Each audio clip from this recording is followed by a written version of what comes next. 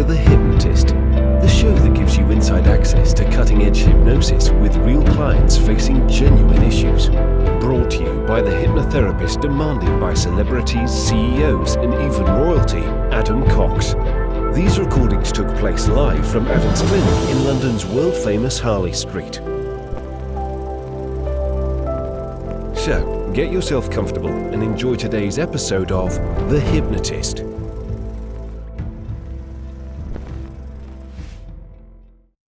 Hi, it's Adam here. Now, if you've ever been on the receiving end of reputation damage or malicious gossip, you know how destructive it can be. It's awful.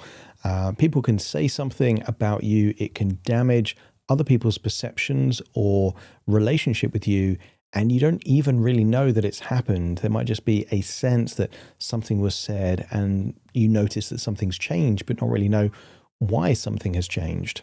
Now, this hypnosis session is all about that, because I was working with a client where their reputation damage happened within inside an organization. They had this new opportunity. They took that job, and very soon the relationship with the person that hired them soured. And they called this a poisoned well, that someone poisoned the well. And what they meant is that the reputation damage soured that relationship with the person that in their particular role needed to be a certain way because of the politics involved. Their career progression was inextricably linked to the direct input of the person that hired them originally.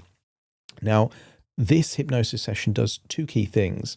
One, it's about seeing if they can mend or improve the relationship by adding value and reconnecting with things from the past. But secondly, feeling that if this relationship within the workplace couldn't ever get to that level, why stay in a place where they're not going to be appreciated and that their career is going to be limited? So it has this element of freeing themselves from this double bind of something isn't working, but they have to stay there, to feeling liberated that actually they are capable and they are value and they want to improve that workplace relationship and, let's say, unpoison the well. But if they can't, they accept it and they move on and they find a different career, a different job in a different organization, because that's the bit that can make it feel that very, let's say, disempowering. It's called learned helplessness in psychology, where you feel like you've got no options and, you know, what you have to do is to continue doing what you're doing, even though it's not getting you the results that you want. So if you can relate to this idea of feeling that your reputation has been tarnished, you want to feel empowered, liberated, or at least that you've got other options so you're not dependent on where you are, you might get some value from this session. Now, it was created for a client that was in a particular type of organization. Therefore, some of the suggestions might be relevant for them. This was, kind of meetups in conferences, drinks on the beach and things like that. That might not be your specific situation. So ignore any suggestions that don't quite fit with you. Hone into the ones that are. And if you do want a bespoke session built entirely around your circumstances and situations, there will be a link in the show notes where you can explore how to do that or to schedule a free consultation call with me. For now, though, find a quiet, comfortable place where you won't be distracted or disturbed. Relax and enjoy the session.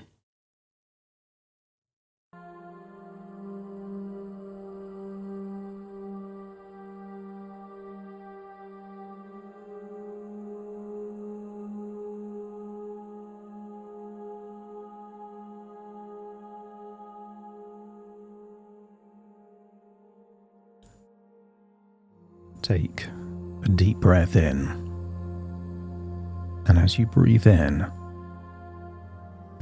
that slow, long breath of relaxation.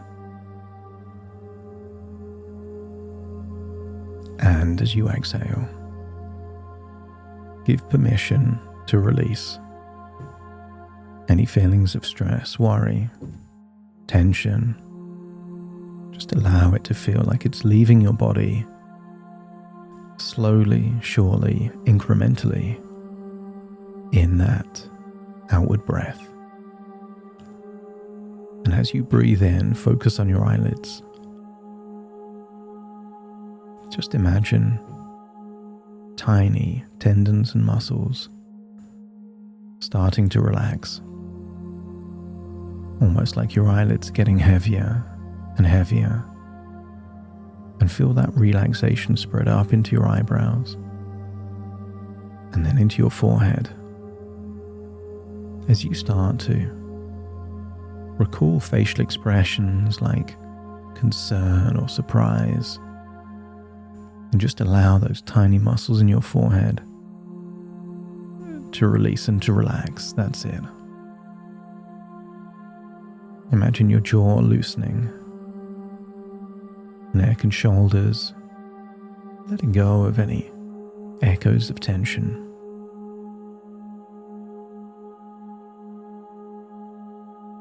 And notice how you're breathing deeper down into your diaphragm, those belly breaths rather than the chest breaths.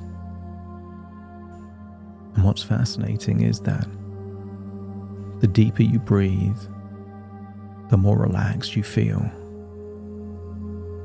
And the more relaxed you feel,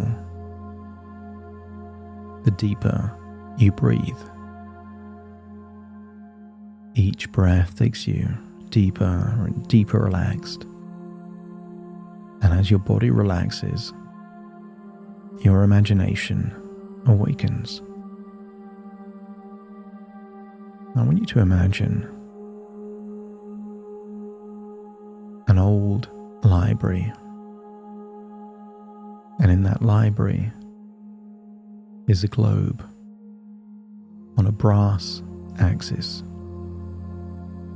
And I wonder if you could imagine spinning that globe around, seeing all of those countries that you've lived in or visited in the world. And just slow down that globe there over the Caribbean. I want you to look at a particular island.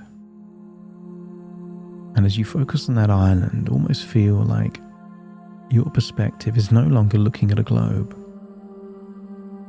but being in the sky above the island, floating down at sunset. I want you to imagine what it would feel like to be an invisible detective. No one can see you, but you can see and hear everything. And I want you to imagine floating down onto a beach in Barbados on an evening, on a particular date, when you in your past were there, having an in-depth conversation, maybe shared over Scotch whiskey, there on the beach. And feel that you are that invisible detective looking for clues. Clues to the type of relationship where words flow, ideas are almost telepathically linked, like you're on the same page, the same frequency. And embrace that role of being that invisible detective. To look for clues as to what the recipe for that relationship is. Notice how you're breathing in a particular way. Notice your muscle tension. Do you look relaxed, calm, at peace? Notice your facial expressions, your body language. Just get a sense that that version of you feels safe, feels comfortable, feels that your presence is wanted.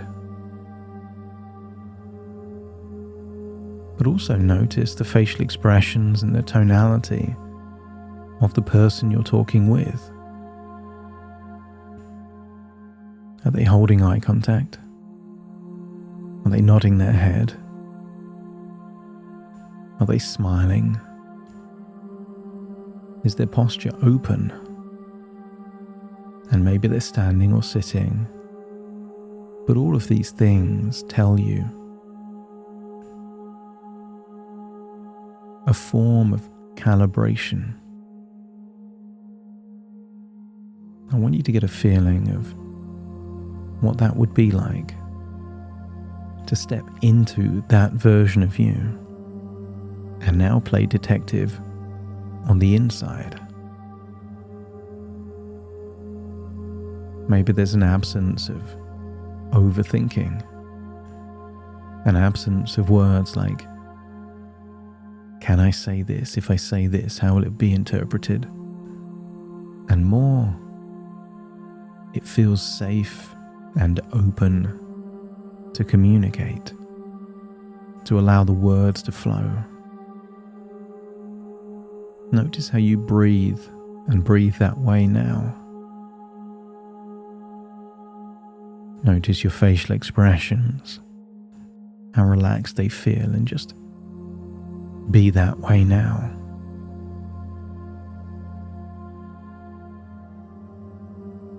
I want you to feel that all of the neural pathways that were activated back then are awakening and activating now.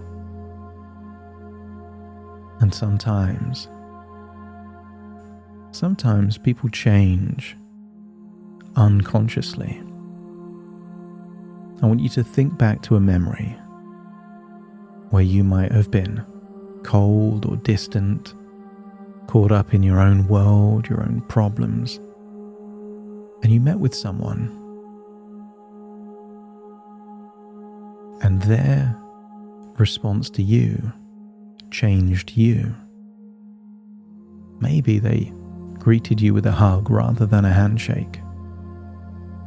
Maybe they were smiling when they were talking and you found yourself smiling.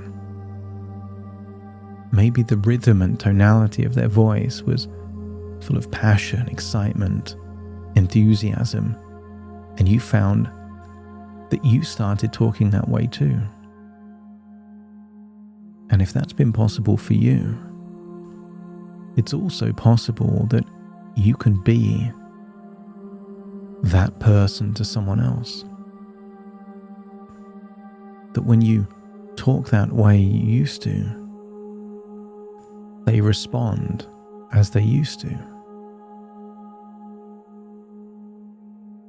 I want you to imagine floating up out of that memory and observing yourself at a different time where there was regular communication through chat, maybe WhatsApp, maybe something else. Notice the language used, the frequency. And notice how different that is. The sending a formal document that then gets ignored. In one case, things flow. And in the other, they become stagnant. I want you to imagine seeing yourself, perhaps in a meal, discussing ideas and strategies. And notice the dynamic, the proximity. Step into that version of you and again awaken all of those feelings, thoughts, and ideas, giving you a sense that this has been possible, which means the variable is not with you, unless somehow you've changed subtly to create a self-fulfilling prophecy that works against you.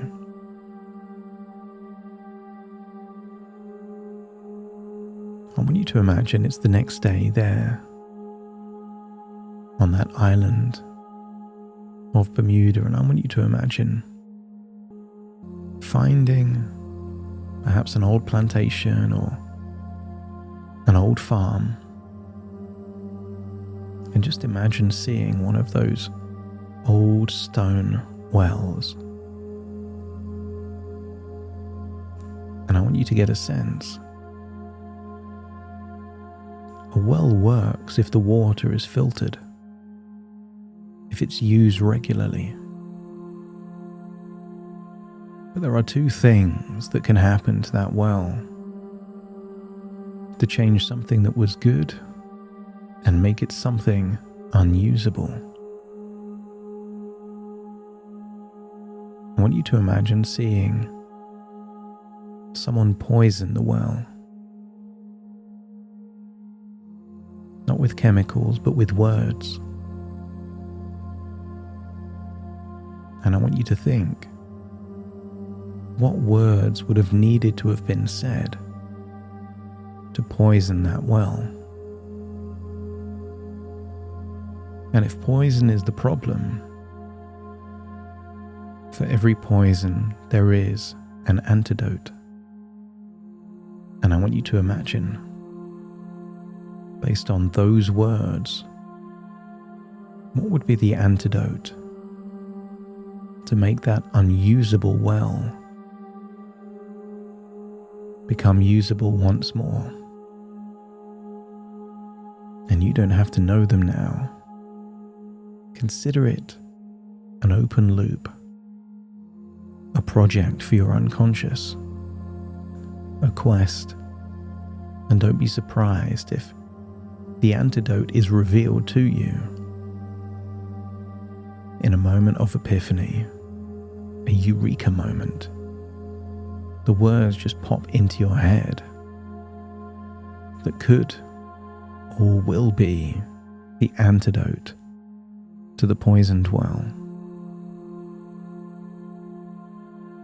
But the second way that the well becomes unusable is not through poison, it's through stagnation.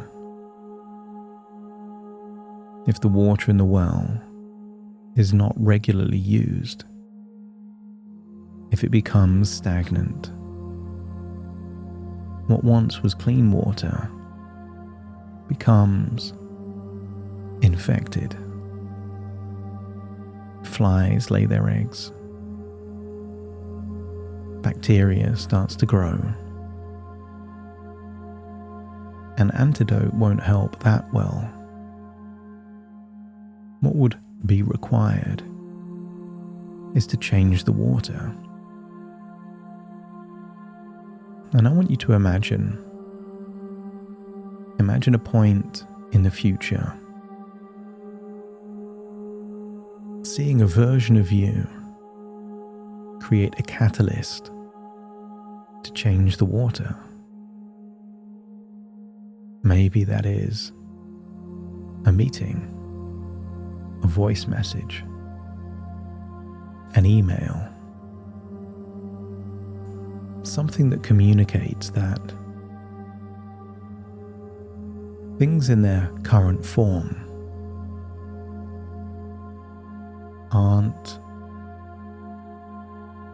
either matching expectations or making it worthwhile. And maybe that message or email communicates that there is a reluctance to walk away from something that could be incredible, but a pragmatic acceptance that if it can't get back to a level where words can flow, ideas can be shared safely, influence can be influential,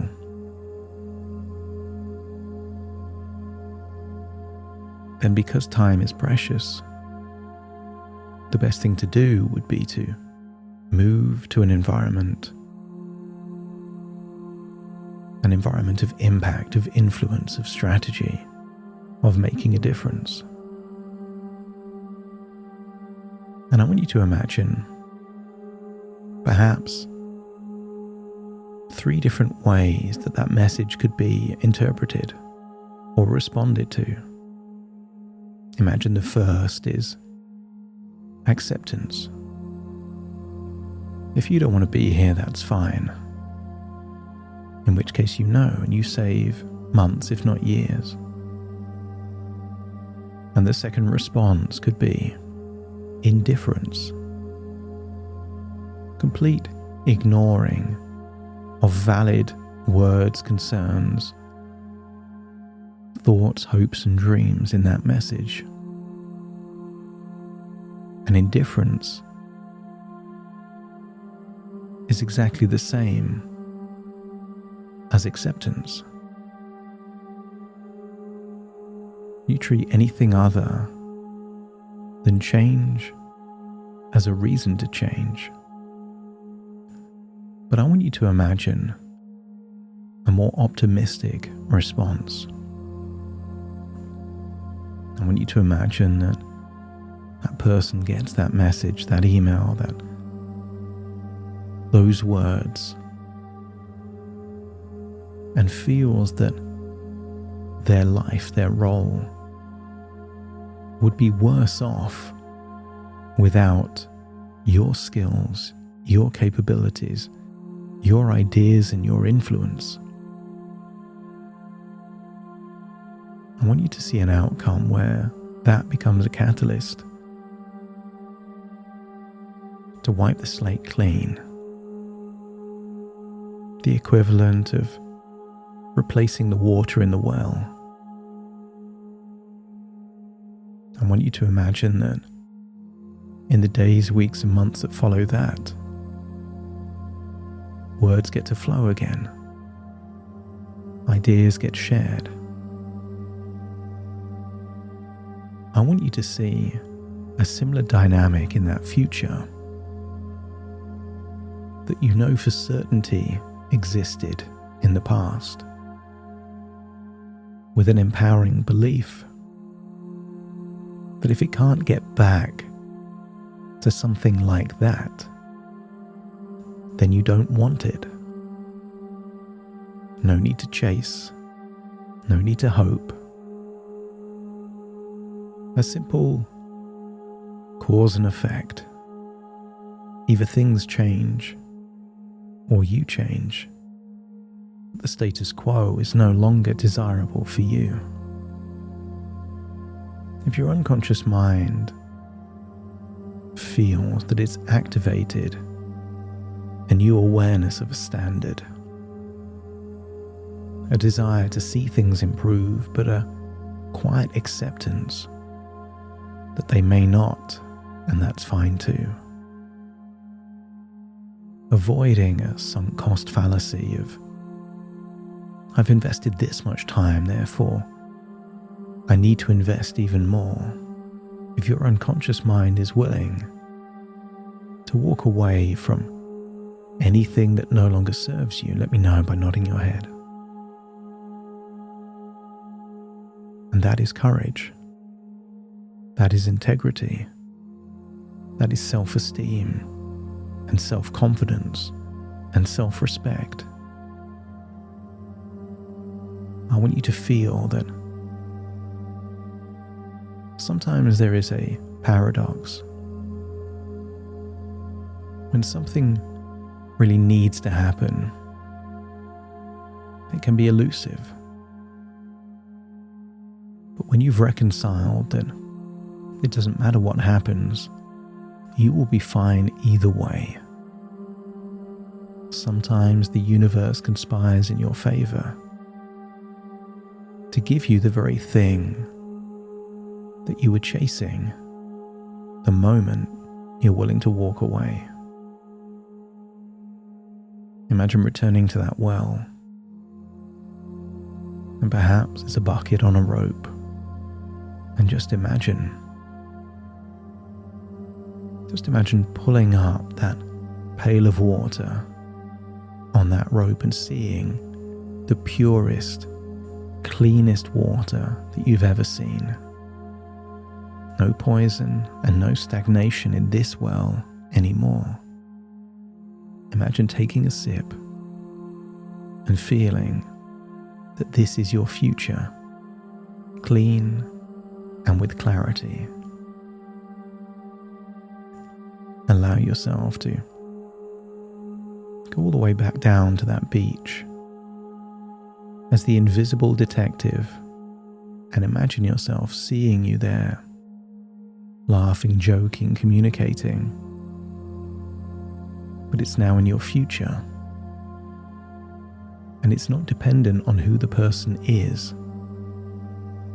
I want you to see that this represents an influential, impactful version of you in your future, irrespective of what any one individual does. Feel yourself floating up into the sky, and then imagine yourself in an old library spinning a globe, feeling that the world is indeed your oyster.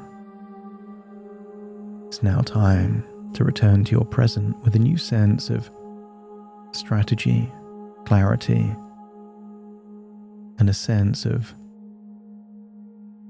pragmatic acceptance. You can want something to happen without needing it to happen, and you will act in accordance with your values, not be dependent on someone else's. So take a deep breath in through your nose and out through your nose. Wiggle your fingers, wiggle your toes, connect and calibrate into the here and the now. As I now count from 1 to 10 to awaken you. Starting to count. 1, 2, 3, waking up. 4, 5, 6, more alert. 7, 8, open your eyes, open your eyes. 9, 10, wide awake. Wide awake. Wide awake.